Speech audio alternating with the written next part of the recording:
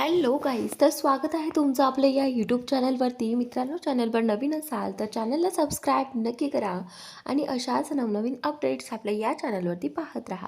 चला तर मग आपण आपल्या व्हिडिओकडे वळूयात. तर मित्रांनो, आता इथे अन्विता जी आहे ती लग्नाला नकार देत असते. म्हणूनच आता ही पद्माताई जी आहे ती तिला मनवण्यासाठी तिच्या रूममध्ये आलेली असते. तर त्याचवेळी आता इथे अन्विता पद्माताईला म्हणते की हे बघ आतू, तू कितीही मनवलंस ना तरीही माझा नकारच आहे. मला हे लग्न करायचंच नाही आहे. पण तरीही आतूचं म्हणणं असतं की हे बघ, हे स्थळ चांगलं आहे आणि तुझ्यासाठी हे स्थळ सापडूनही चालून येणार नाही.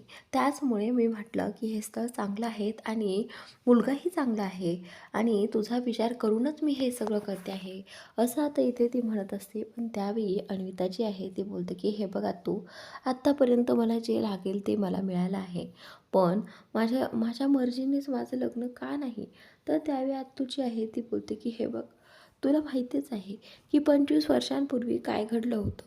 तर त्यावेळी आता इथे ही जी काही अन्विता आहे तिला खरं तर 25 वर्षांपूर्वी काय घडलं होतं आणि कसं घडलं होतं हेही जास्त काही माहिती नसतं. आत्तापर्यंत तिला फक्त सांगण्यात आलं होतं की तुझ्या उमा मावशीने कसं लग्न केलं. तर त्यावेळी आता इथे पद्मा जी आहे ती आता उमाचं आणि शिवनाचं उदाहरण इथे या अन्विताला सांगते.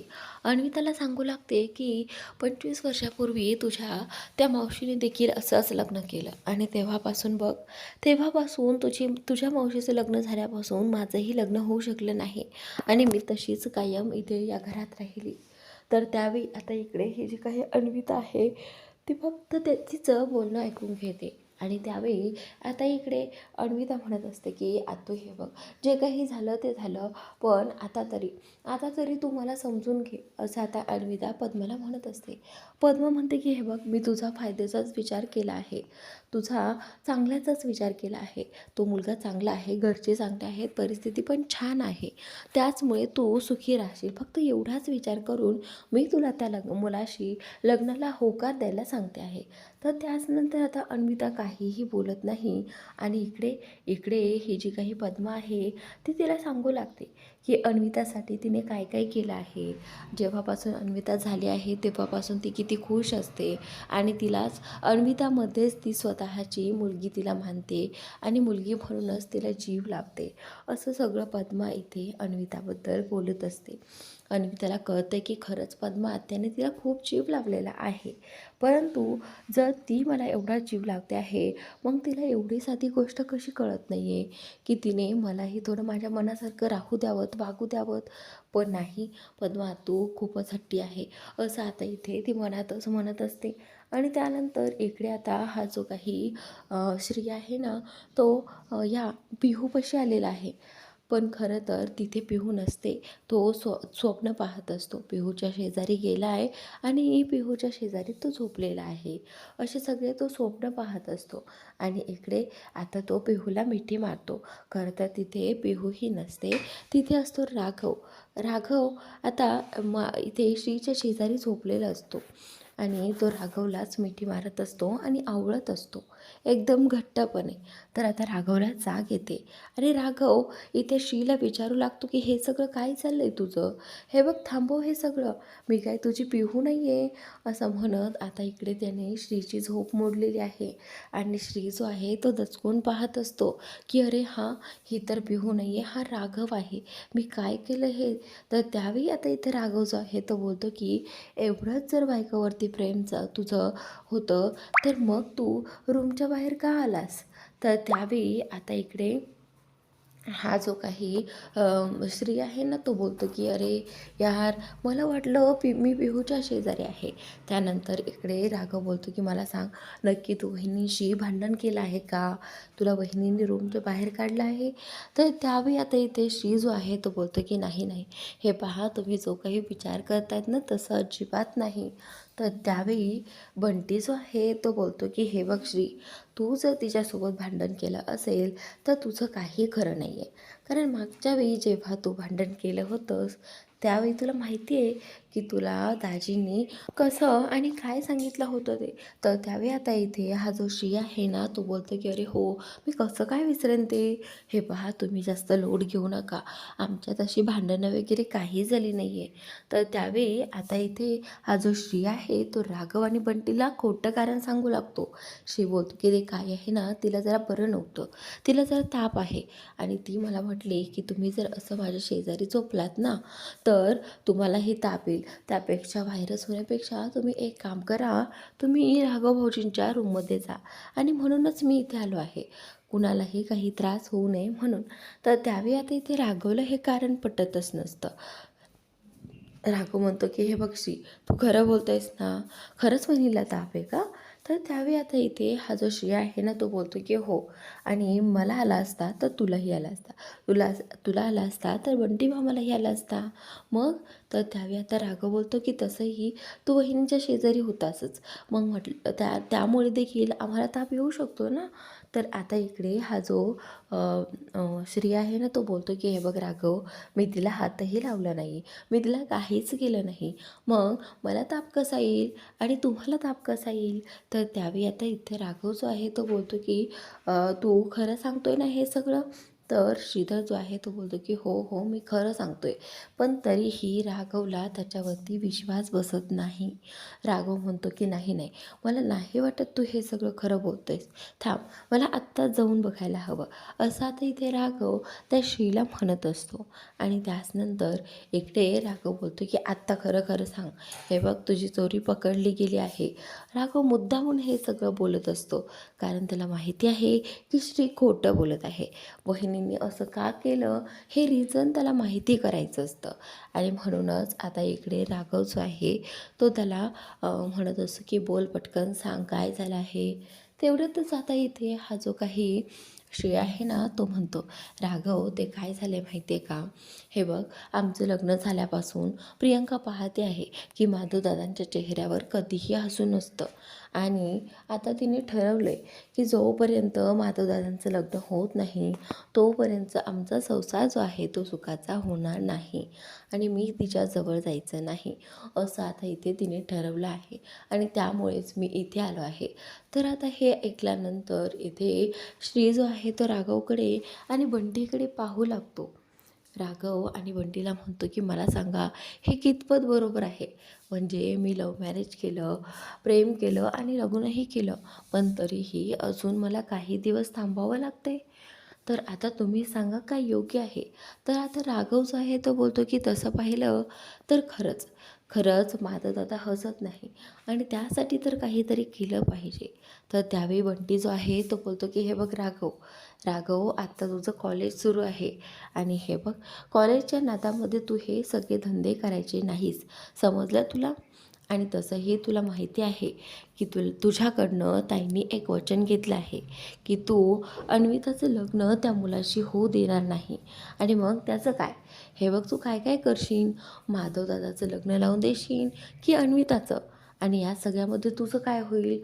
तर त्यावेळी आता राघव या सगळ्या गोष्टींचा विचार करू लागतो.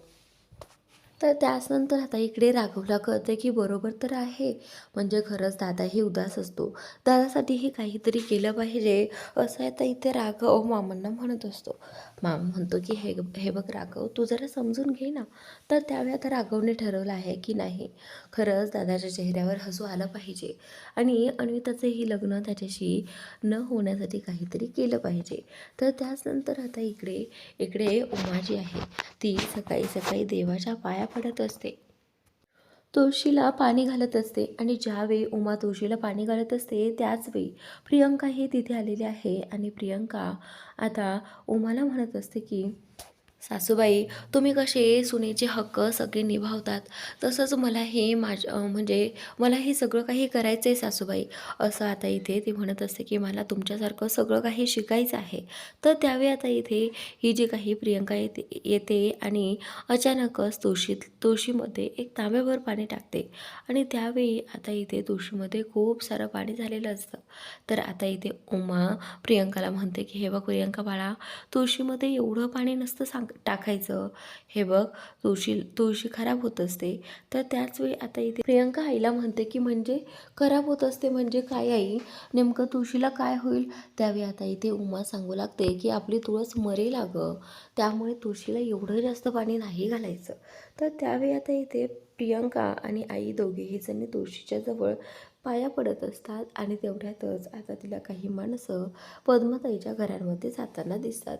ज्यावेळी आता इथे तिथे ते पाहुणे आलेले असतात त्यावेळी त्याआधी पद्मा जी आहे ती तिथे थांबून इथे उमाच्या साईडने बोलते की काही वर्षापूर्वीही असाच आमच्या दारात एक हा कंगाळ उभा केला होता आणि त्यासाठी आम्ही प्रयत्नही केले होते, पण त्याचा काही फायदा झाला नव्हता. पण आज आज सगळं काही व्यवस्थित पार पडणार, आज आमचा कार्यक्रम दणक्यात पार पडणार, असं आता इथे ही जी काही पद्मा आहे ना ती उमाकडे पाहून म्हणत असते.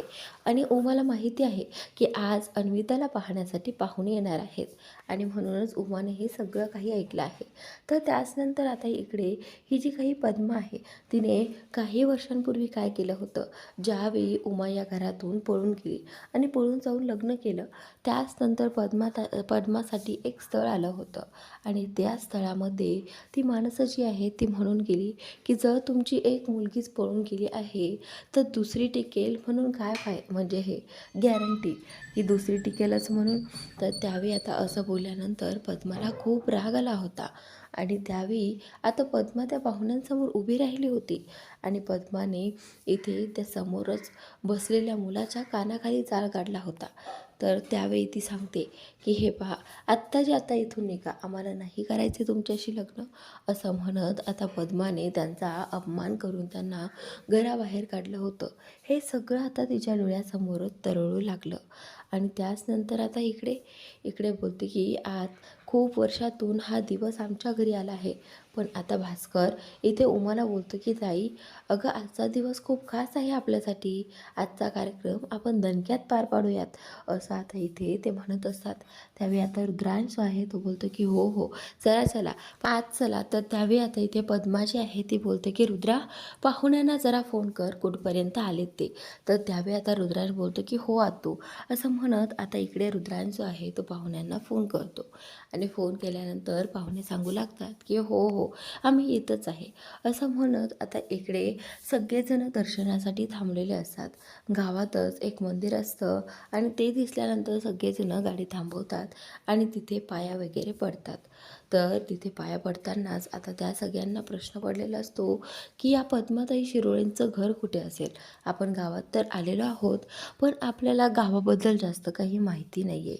तर त्याचवेळी आता इथे हा शिवनाथ जो आहे तो दर्शन घेण्यासाठी तिथे जातो. आता शिवनाथ गेल्यानंतर ती जी माणसं आहेत त्या शिवनाथकडे पाहू लागतात आणि त्याचवेळी आता इथे ती जी माणसं आहे ती शिवनाथला म्हणते की दादा, खरं तर आम्हाला पद्माताई शिरोळेचं घर हवं होतं. आमच्या मुलाचं स्थळ आम्ही त्यांच्या मुलीसाठी घेऊन जात आहोत, म्हणूनच आम्हाला त्यांचं घर माहीत नाही आहे, ते तुम्ही सांगाल का जरा? तर त्यावेळी आता इथे शिवनाथला कळते की ही माणसं नक्कीच अन्विताला पाहण्यासाठी आलेली आहेत. एकंदरच आता शिवनाला त्या माणसांकडे पाहून खूप छान वाटते, कारण ना पाहता क्षणी शिवनाथला त्यांचे चेहरे समजले आहेत ते कसे असतील कसे नाही ते. तर त्यावेळी आता इथे शिवनाथ जो आहे तो बोलतो की हो कळेल ना तुम्हाला. तर तेवढ्यातच आता तिथला समोरचा माणूस जो आहे तो बोलतो की ते काय आहे ना, आम्हाला मुलीबद्दल थोडंसं जाणून घ्यायचं होतं.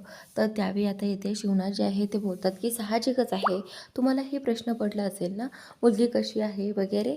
तर त्यावेळी आता शिवनाथ जो आहे तो बोलतो की हे पहा, मुलगी एकच नंबर आहे आणि तिच्यात कसलाही दोष नाही आणि खूप छान आहे, दिसायला छान आहे, वागायला छान आहे आणि स्वभावही खूप छान आहे. त्यामुळे तुम्ही बिनधास्त तुमच्या मुलाचा हात त्या मुलीकडे द्या. तर त्यावेळी आता इथे त्याचे जे काही वडील आहेत ना ते बोलतात की हे पहा, खरं तर आम्हाला तुमच्याशी बोलून खूप छान वाटलं, पण आम्हाला आणखीन एक गोष्ट विचारायची होती. म्हणजे खरं तर आम्हाला बाहेरून असं काही कळलं आहे की पद्माताईची एक बहीण होती आणि तिने पळून जाऊन लग्न केलं. तेव्हापासूनच पद्माताईने लग्न वगैरे केलं नाही आहे आणि मी असंही ऐकलं आहे की त्या माणसाचं नाव शिवनाथ आहे, ज्या माणसाने त्यांच्या बहिणी बहिणीला पळवलं होतं आणि तो अगदी त्यांच्या जवळच कुठेतरी राहतो आहे. आणि त्यानंतर आता इकडे हा शिवनाथ जो आहे तो ऐकत असतो की या पद्माने माझ्याबद्दल काय काय वाईट साईट बोललं आहे.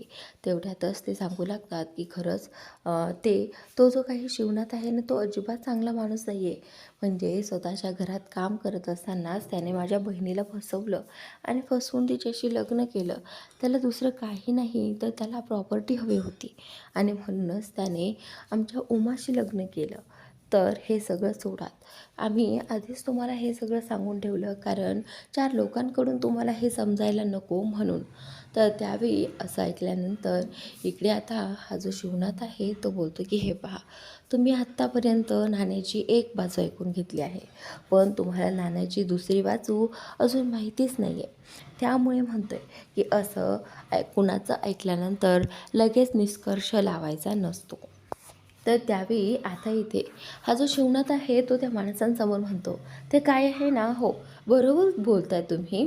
त्यांच्या बहिणीने पळून जाऊन लग्न केलं, सगळं काही केलं, पण तो पळून जाणारा दुसरा तिसरा कोणी नसून मी तुमच्यासमोर उभा असलेला शिवनाथ आहे. तर त्यावेळी आता हे ऐकल्यानंतर पाहुण्यांना आता खूप कसं तरी वाटतं की कारण आता हा माणूस तर आपल्याशी किती चांगला आणि गोड बोलला आहे, मग हा माणूस असा कसा करू शकेल. तेवढ्यातच आता शिवनाथ जो आहे तो बोलतो की हे पहा, तुम्ही खूप जास्त विचारात गेलात, एवढा जास्त विचार करू नका. असं आता इथे शिवनाथ म्हणतो. शिवनाथ बोलतो की हे पहा, तुम्ही एक बाजू ऐकून घेतली पण तुम्हाला दुसरी बाजूही समजून घ्यायला हवी आणि त्याशिवाय तुम्ही बोलायला नको आहे. तर त्याच वेळी आता इथे त्या समोरच्या माणसांना कळतं की अरे यार, आपण तर ह्यांचं मन दुखावलं आहे. खरं तर ते आपल्याशी किती चांगलं बोलले, खरंच असं नसेल कदाचित. असं आता इथे ते व्यक्ती जे आहेत ते बोलतात की माफ करा शिवनाथ साहेब, आम्ही तुमच्यावरती खोटे आरोप केले. तर त्यानंतर आता शिवनाथ जो आहे तो बोलतो की यापुढे तुम्ही लक्षात ठेवा की एक माणूस जे काही बोलतो आहे ते खरंच आहे, याच्यावरती विश्वास ठेवू नका. तर त्यानंतर आता इकडे शिवनाथ जो आहे तो बोलतो की चला, तसंही मी तिथे जवळ राहतो, तुम्हालाही सांगतो की पद्माताई शिरोळ यांचं घर कोणतं आहे. असं म्हणत आता इकडे हे जे काही शिवनाथ आहे ना ते घरापर्यंत पोहोचलेले आहेत. गाडी लावून, अंगणात गाडी लावून ते त्या माणसांकडेच म्हणजेच पाहुण्यांकडेच पाहत असतात. तेवढ्यात तिथे पद्मा आणि भास्कर येतात. आल्यानंतर ते दोघेही जण त्यांचं स्वागत करतात.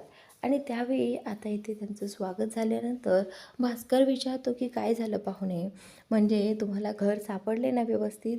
तर त्यावेळी आता इथे हे जे काही पाहुणे आहेत ना ते म्हणू लागतात की हो, आम्हाला घर एकदम व्यवस्थित सापडलं. ते काय आहे ना, वाटेत आम्हाला शिवनाथ साहेब भेटले होते. तर हे ऐकल्यानंतर आता इथे पद्माताई जी आहे ती आश्चर्याने पाहते की हा शिवनाथ या पाहुण्यांना का भेटला असेल, असा विचार आता तिच्या डोक्यात येतो. आणि त्यावेळी आता कुठेतरी शिवनाथलाही वाटत असतं की तिला वाटेल, पद्माला वाटेल की पाहुण्यांना काही वाईट साईट तर भरवलं नसेल ना ह्याने. तर असा विचार येताच हा शिवनाथ जो आहे तो पुढे येतो आणि बोलू लागतो की सगळेच एकासारखे नसतात, काही लोकांना तुमच्यासारखं वागताही येत नाही. तर त्यानंतर आता इकडे पद्मा जी आहे ती बोलते की चला, आपण काय इथे बोलत उभे राहिलो आहोत, आपण आतमध्ये जाऊयात. असं म्हणत भास्कर, रुद्रांश इथे त्या पाहुण्यांना घेऊन आतमध्ये गेलेला आहे. तर आता त्यावेळी ही पद्मा मागे वळून पाहत असते आणि तेवढ्यातच आता शिवनाथ तिच्या जवळ जातो आणि शिवनाथ बोलतो की मग काय वाटलं, तुला वाटलं असेल की मी तुमच्याबद्दल वाईट साईड बोलेल आणि मग ती मुलाकडची इथे येणार नाहीत म्हणून तू मला सांगणार नव्हतीस का. तर त्यावेळी आता इथे पद्मा जी आहे ती काहीच बोलत नाही. फक्त यावेळी आता हा शिवनाथ बोलतो. शिवनाथ जो आहे तो बोलतो की हे बघ, घाबरू नको, मी तुझ्याविषयी काहीही वाईट साईड सांगितलेलं नाही आहे. तू कशी आहे, तू चांगली आहेस, अन्विता कशी आहे, अन्विता चांगली आहे, बाकी सगळेही छान आहेत, असंच फक्त मी त्यांना सांगितलेलं आहे. पण मी त्यांना एवढं सांगितलेलं नाही आहे की ही बाई कारण नसतानाही कोणाशीही भांडते, कोणाशीही बोलते. पण जेव्हा त्यांना हे कळेल ना, तेव्हा त्यांचाही पश्चाताप असेल. तर त्यावेळी आता इथे हा जो शिवनाथ आहे ना तो बोलतो की चल, आता घे तुझी काळजी. असं म्हणत आता इकडे हा शिवनाथ जायला लागतो आणि तेवढ्यातच तो बोलतो की मला सांग, तुझ्या लक्षात राहील ना. तर आता ती काहीच बोलत नाही. तर तो बोलतो की काय मग ध्यानात आणून देऊ. तर त्यानंतर असं बोलून आता इथे शिवनाथ जो आहे तो तिथून घरामध्ये निघून जातो. तो गेल्यानंतर ही पद्मा जी आहे मात्र इकडे या शिवनाथकडेच पाहत राहते आणि थोड्या वेळाने ती देखील आतमध्ये जाते. इकडे आता पुढील भागात असं काही दाखवलं गेलं आहे की अन्विता जी आहे तिला पाहण्यासाठी तो मुलगा तिच्या समोर बसलेला असतो. अन्विता साडी वगैरे घालून आवरून बसलेली असते आणि तेवढ्यातच आता इथे मुलाकडचे म्हणतात की आम्हाला मुलगी पसंत आहे, आम्हाला फक्त तुमचा होकार कळवा. तर त्यावेळी आता इथे ही जी पद्मा आहे ना ती बोलते की हो नक्कीच आम्ही आमचा निर्णय तुम्हाला सांगू हां, असं म्हणत आता ती अन्विताला विचारते की अन्विता अगं पोरी बोल ना, काय झालं आहे, तुला हे लग्न मान्य नाही आहे का? तर त्यावेळी आता इथे ही जी अन्विता आहे ती मान खाली घालून बसलेली असते. खरंच या ठिकाणी अन्विता तिच्या मनातलं बोलेल काय हे पाहणं उद्याच्या भागात रंजक ठरणार आहे प्रेक्षकांनो. तर नक्की पहा उद्याचा भाग.